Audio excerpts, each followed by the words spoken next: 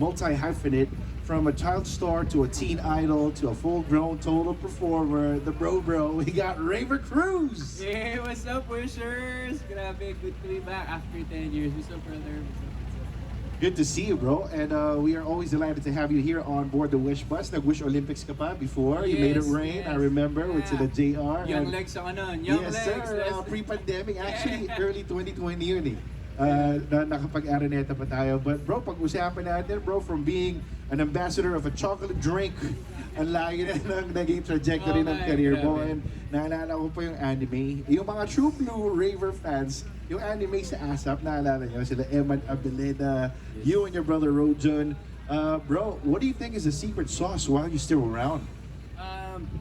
Alam mo, bro, sa totoo lang, for me, wala siyang secret sauce. As long as love mo yung ginagawa mo, you continue to love your craft, and maging mabait ka lang na tao, and God-fearing. Tapos, ayun na, parang yung 30 years lumipas na. Yes, sir.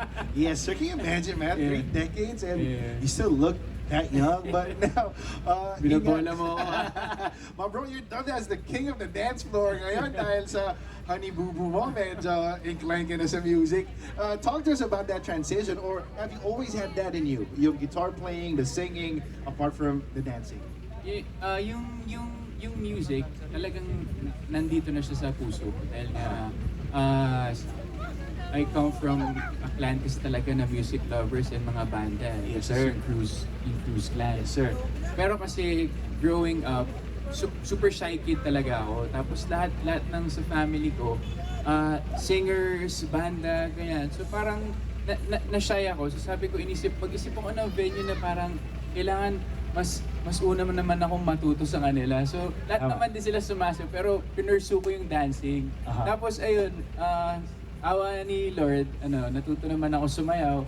And then so yun yung talagang sa akin na nagdala sa akin sa industry. Right, so gumawa ka muna ng distinction mo apart from the cruises. Ikaw muna Yes. dapat yung top dog in dancing, and now... Hindi naman top dog. No, at least within your clan. At least within your clan, right? But yun nga ngayon, you're back to music. You're doing covers with Jules. Yes.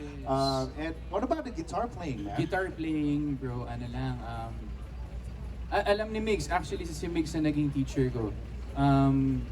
3 years, running 3 years na akong nahilig sa pagigitara. And brother, different venue dahil black hole pala talaga siya. Like, you get addicted to guitars talaga, legit. So, ang ginagawa ko kapag may maganda akong project or blessings, nire-reward ko yung sarili ko ng latest addiction ko. Awesome Bukod stuff. sa pagmamahal ko kay Julie. Max. Let's go. To the Julieverse, shout-outs to y'all. And back to Migs, institution na yan, bro. Grabe to. Iba yung Migs. And Genius. also, you were backed up by this incredible band. We got Sir Mark on keys. And sabi niya, original niyang kabanda sa Watercolors. 13 years old sila bago magka-Neo Colors. Sila ni Sir Nino on drums and si Sir Nathan din on bass. So, man, you got a loaded lineup. Powerhouse, bro. Powerhouse. Let's talk about this song, Dust in the Universe. Yes. What's it all about, and who did you co-write it with? Yes, actually Dust of the Universe. Dust of the Universe, yeah. Kasi nakakalito kasi meron talagang song na Dust in the Windows. right. So medyo katunog siya. Dust of the Universe. Well, this song is made by my coach Arnie Mendaros. So actually this year kasi talaga gusto ko talagang gumawa ng sarili kong song. Right. And dahil nga si coach yung nagturo sa akin, nagka-classes ako sa kanya. So kami yung nag-collab na with this song. Crystal clear. Yeah. And sabi mo off the airwaves, you've had singles before, but pero ito, it's like your passion project. Yeah, tsaka parang nung this year, nung nilabas ko to, talagang wholehearted na gusto ko ilabas kasi, very inspired ako talaga lately dahil nga, alam naman ng lahat dahil sa pinakamamahal ko, di ba? And Let's go. di lang naman siya yung love ko, idol ko rin siya. So, big part of me right now is talagang inspired dahil sa kanya. And talagang lalong nanumbalik yung, parang ang saya din pala kumanta. Ang lalim ng nanumbalik. Love a boy, bro. Yung Let's go. nanumbalik yung pagmamahal ko sa, gusto ko rin maging singer like her. You know? Let's go. Pero, ayan, saya, di ba? Well, this is now out on major digital streaming Yes, platforms, yes. yeah? So please do stream it, Raver Cruz. What do you go by the way, as your singer self? Just Raver Cruz, yeah?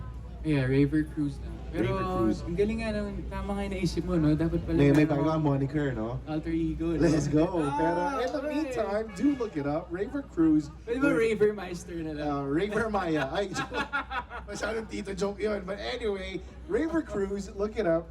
Spotify, lahat ng digital streaming platforms. Dust of the Universe. Wrong spelling wrong, guys. Let's go. Let's hear this together with this incredible band, Raver Cruise, with Dust of the Universe on Wish 107.5.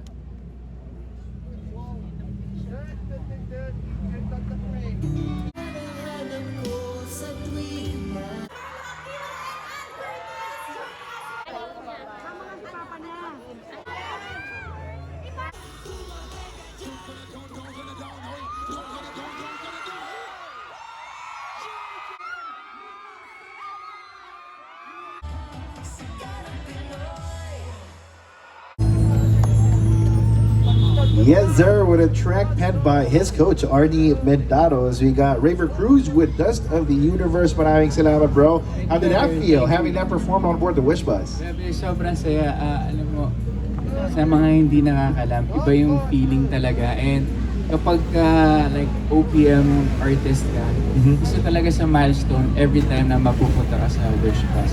And I'm very blessed na nandito ngayon, bro. I get to perform with my grabe naman, my idol band. Grabe. Let's go. Grabe.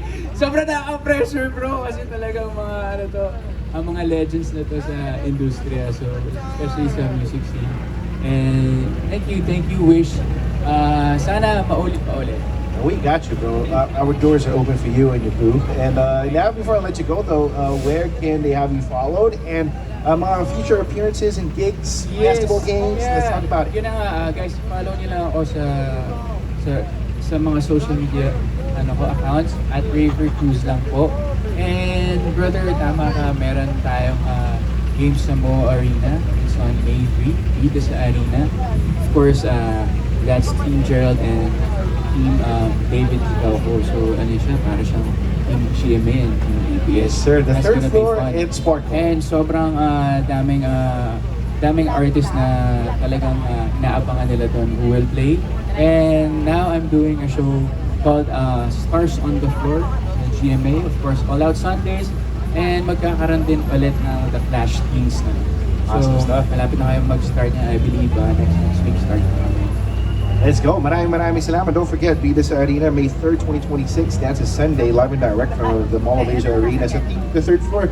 Balita ko sabi ni RJ, bro, maglalaro daw si Madupito doon. Oh, so alam naman nila na Yes, sir. team third floor talagang kung saan siya nagpupunta yan. Yung sobrang kondisyon niya. So, ang pinaka-challenge talaga is paano kami makakondisyon. Kasi si Brother Gerald, bro, talagang hindi siya taga bumito. He's a workhorse, bro. Bro, isa siya talagang, for me talagang legit basketball player talaga siya. I mean, kung hindi siya artista, superstar siya ngayon sa PBA or kung saan. There will be. Yes, sir. Thank you so much, Raver Cruise. And the same